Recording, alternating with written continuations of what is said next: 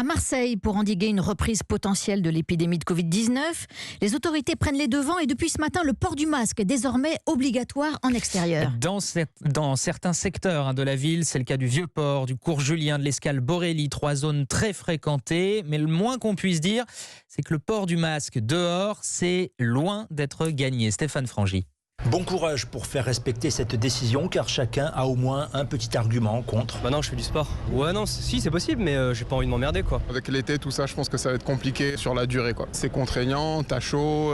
C'est vrai qu'on va possiblement avoir une marque de masque.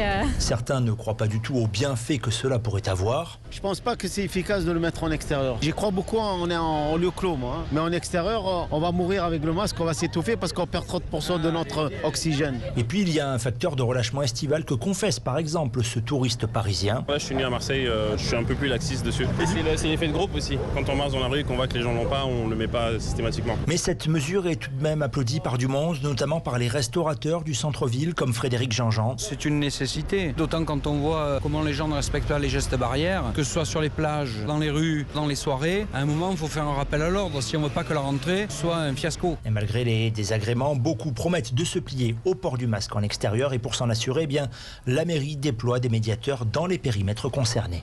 Marseille, Stéphane Frangy, Europe 1.